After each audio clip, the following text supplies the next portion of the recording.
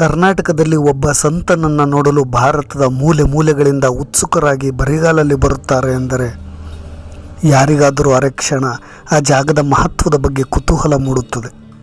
ಮಹಾನ್ ಸಂತ, ಪ್ರವಾದಿ, ಬ್ರಹ್ಮಚಾರಿ, ತತ್ವಜ್ಞಾನಿ ನಡೆದಾಡಿದ ಮಣ್ಣು ಹೊನ್ನಾಳಿ ತಾಲೂಕಿನ ಸೂರಗೊಂಡನಕೊಪ್ಪ. ಈಗ ನ್ಯಾಮತಿಯ ಸುಪರ್ದಿಗೆ ಬರುತ್ತದೆ. ಗುಜರಾತ್, ರಾಜಸ್ಥಾನ, ಹಿಮಾಚಲ್ ಪ್ರದೇಶ್, ಮಧ್ಯಪ್ರದೇಶ, ಮಹಾರಾಷ್ಟ್ರ, ಆಂಧ್ರ ಪ್ರದೇಶ ಹೀಗೆ ಭಾರತದ ಉದ್ದಗಲಕ್ಕೂ ಈ ದೇವಪುರುಷನ ಆರಾಧಕರು ಇಲ್ಲಿಗೆ ತಪ್ಪದೆ ಬರುತ್ತಾರೆಂದರೆ ಈತ ಅದೇನೋ ಜನಮಾನಸದಲ್ಲುಳಿಯುವ ಸಾಧನೆ ಮಾಡಿರಲೇಬೇಕು. ಈ ಹೊನ್ನಾಳಿಯ ಸೀಮೆ ಆತ ಉಸಿರಾಡಿದ ಗಾಳಿಯನ್ನು ಉಸಿರಾಡುತ್ತಿದೆ. ಆತ ನಡೆದಾಡಿದ ಪುಣ್ಯ ಭೂಮಿ. ಆತನ ಮಾತುಗಳೇ ಮಂತ್ರವಾಗಿದ್ದವು. ಆತ ಬೇರೆ ಯಾರೂ ಅಲ್ಲ, ಜಗನ್ಮಾತೆ ಮರಿಯಮ್ಮ ದೇವಿಯ ಕಣ್ಮಣಿ, ಜಗದೊಡೆಯ ಸಂತ ಸೇವಾಲಾಲ್. ಈ ರೀತಿಯ ಒಂದು ಅದ್ಭುತ ಜಾಗಕ್ಕೆ ಸಾಕ್ಷಿಯಾಗಿ ಹೊನ್ನಾಳಿ ನಿಂತಿದೆ. ನಿಜವಾಗಲೂ ಕರ್ನಾಟಕದ ಪ್ರವಾಸಿ ತಾಣಗಳನ್ನು ನೀವು ಹುಡುಕಿ ಹೊರಟ್ರೆ ಈ ರೀತಿಯ ಒಂದು ಐಷಾರಾಮವಾದ ಹಾಗೂ ವೈಭವಪೇತವಾದಂತಹ ಟೂರಿಸಂ ಸ್ಪಾಟನ್ನು ನೀವು ನೋಡಲಿಕ್ಕೆ ಸಾಧ್ಯ ಇಲ್ಲ. ಅಷ್ಟು ಮನಮೋಹಕವಾಗಿ ಕಣ್ಮನ ಸೆಳೆಯತಕ್ಕಂತಹ ಒಂದು ಪ್ರವಾಸಿ ತಾಣ ಅಂದರೆ ತಪ್ಪಾಗಲಾರದು. ಮೂಲತಃ ಇದು ಬಂಜಾರ ಸಮುದಾಯದ ಕುಲಗುರು ಆದಂತಹ ಸಂತ ಸೇವಾಲಾಲ್ನ ಪುಣ್ಯಕ್ಷೇತ್ರ. ಆತನ ಜನ್ಮಸ್ಥಾನದ ಭವ್ಯ ಮಂದಿರ, ಆತನ ಜೀವನ ಚರಿತ್ರೆ, ಪವಾಡ ಮಹಿಮೆಗಳನ್ನು ಕಣ್ಣಿಗೆ ಕಟ್ಟುವಂತೆ ಆಕರ್ಷಕವಾಗಿ ನಿರ್ಮಿಸಿರುವುದು ಕಣ್ಮನ ಸೆಳೆಯುತ್ತದೆ. ಆತನ ಕಿರು ಪರಿಚಯ ನಿಮಗಾಗಿ. ಜಗದೋದ್ಧಾರ ದೇವಕಿ ಸುತ ಶ್ರೀ ಕೃಷ್ಣನ ಮಾರ್ಗದರ್ಶನದಲ್ಲಿ ಪಾಂಡವರ ಆಡಳಿತ ಸುಗಮವಾಗಿದ್ದ ಸುವರ್ಣಯುಗ ಅದು. ಆ ಕಾಲಘಟ್ಟದಲ್ಲಿ ಬಂಜಾರ ಜನಾಂಗವು ದವಸ ಧಾನ್ಯ, ಒಡವೆ, ಬೆಳ್ಳಿ, ಬಂಗಾರವನ್ನು ಸಾಕು ಪ್ರಾಣಿಗಳ ಮೇಲೆ ತಮ್ಮ ವ್ಯಾಪಾರವನ್ನು ಸಾಗಿಸುತ್ತಿದ್ದರು.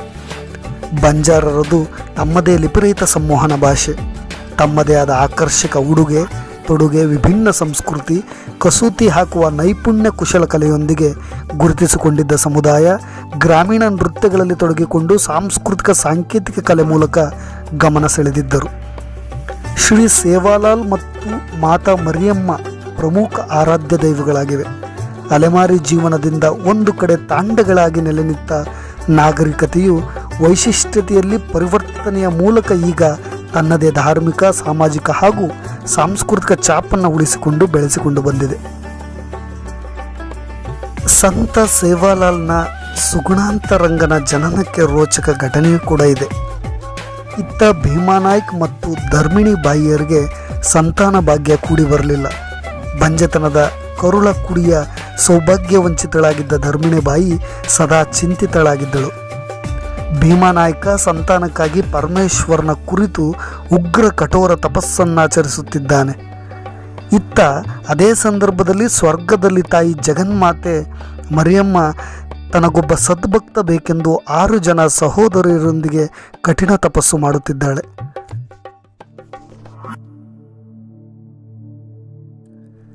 ಎಂತಹ ಸುಸಮಯ ನುಡಿ!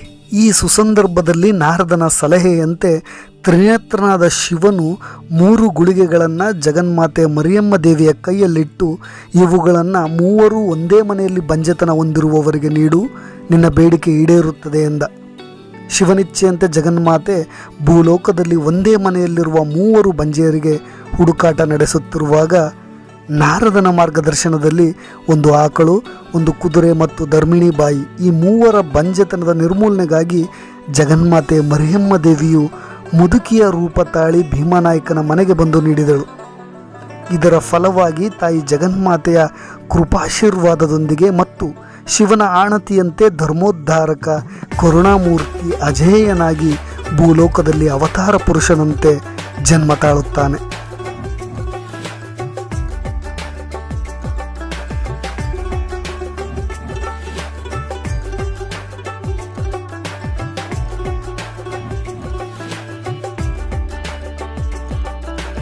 ಇಲ್ಲಿ ನೋಡುತ್ತಿರುವ ಸುಂದರ ದೃಶ್ಯ ಹಾಗೂ ಜಾಗವೆಲ್ಲ ಸಂತ ಸೇವಾಲಾಲ್ ನಡೆದಾಡಿದ, ದನಕರುಗಳನ್ನು ಆಡಿಸಿದ ಮನಮೋಹಕ ಜಾಗ.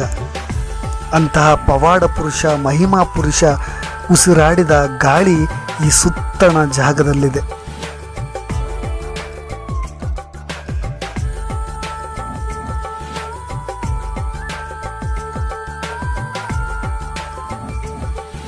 ಈ ರೀತಿಯ ಸುಂದರವಾದಂತಹ ಜಾಗವನ್ನು ನೀವು ಕರ್ನಾಟಕದಲ್ಲಿ ಮತ್ತೆಲ್ಲೂ ನೋಡಲಿಕ್ಕೆ ಸಾಧ್ಯವಿಲ್ಲ.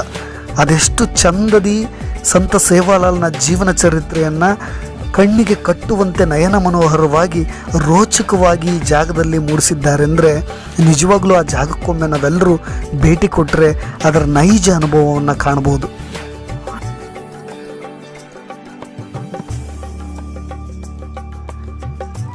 ಬಾಲ್ಯದಲ್ಲಿ ದನಕರುಗಳೊಂದಿಗೆ ತಾಂಡವದಲ್ಲಿ ಮೇಯಿಸುತ್ತಾ ಆಟವಾಡುತ್ತಿದ್ದ ಸೇವಾಲಾಲನು ಬೆಳೆಯುತ್ತಾ ತನ್ನ ಪ್ರಕಾಶಮಾನವಾದ ಬೆಳಕನ್ನು ಜನತೆಯತ್ತ ಬೀರತೊಡಗಿದನು.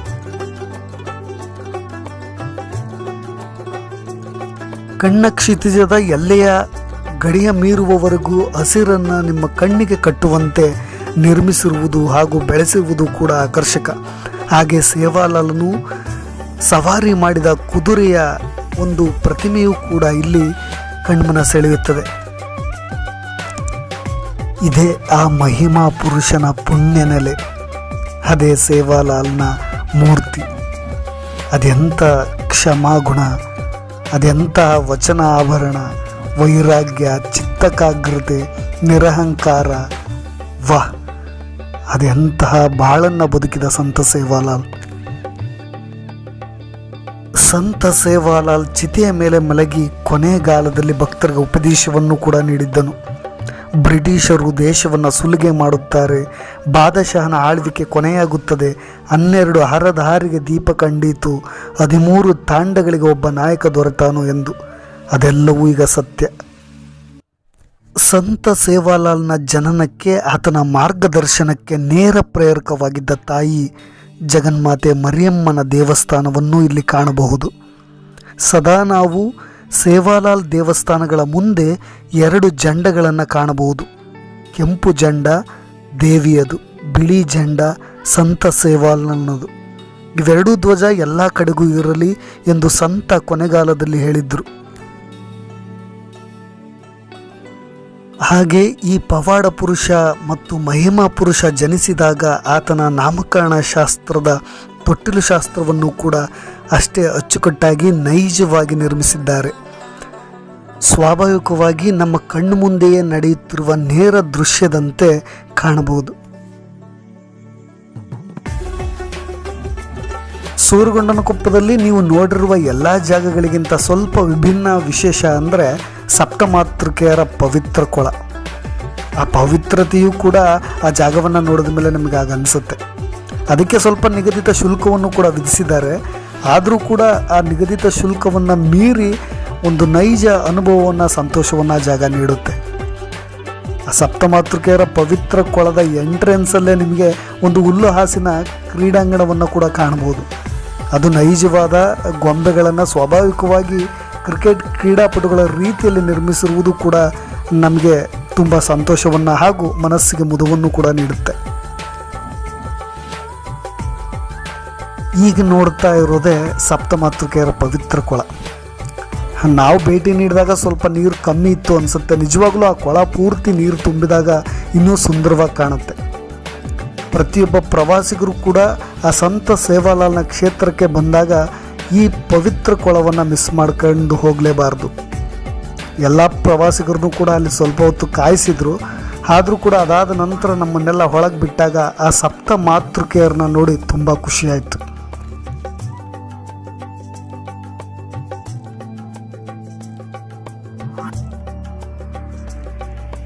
ವಾಹ್, ಹೊರಗೆ ಪಾರದರ್ಶಕ ಗಾಜಿನ ಪರದೆಯ ನೋಟ, ಒಳಗೆ ನಾವಿದ್ದೀವಿ. ಆ ಸಪ್ತ ಮಾತೃಕೆಯರು ನಮ್ಮನ್ನು ಒಂದು ದೈವಿಕ ಭಾವಕ್ಕೆ ತಳ್ಳಿದ್ರು. ನಿಜವಾಗ್ಲೂ ಅಷ್ಟೇ ಸುಂದರವಾದಂತಹ ಮೂರ್ತಿಗಳವು. ನಮ್ಮನ್ನೆಲ್ಲ ಯಾವುದೋ ಒಂದು ಹೊಸ ಲೋಕಕ್ಕೆ ತೆಗೆದುಕೊಂಡೋಗಿದ್ವು. ಆ ಗಾಜಿನ ಪರದೆಯಲ್ಲಿ ಮೇಲೆ ದೊಡ್ಡ ದೊಡ್ಡ ಹೆಜ್ಜೆನುಗಳು ಕಟ್ಟಿರ್ತವೆ.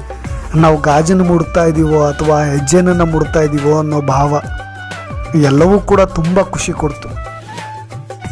ಕಾಲ ಕಳೆದಂತೆ ಹೈದರಾಬಾದ್ನತ್ತ ಪ್ರಯಾಣ ನಡೆಸಿದ್ದ ಸಂತ ಸೇವಾಲಾಲ್ ತನ್ನ ಪವಾಡಗಳನ್ನು ಸುತ್ತಮುತ್ತಲಿನ ಜನತೆಯತ್ತ ಬೀರಿ ಸೆಳೆಯತೊಡಗಿದ್ದನು. ಹಾಗೆಯೇ ಅಪಾರ ಭಕ್ತ ಜನಸ್ತೋಮ ಹೊಂದಿದ್ದ ಸೇವಾಲಾಲ್ನು ಅನೇಕ ಸಂಶಯ ಗೇಲಿಗೂ ಕೂಡ ಒಳಗಾಗಿದ್ದರು.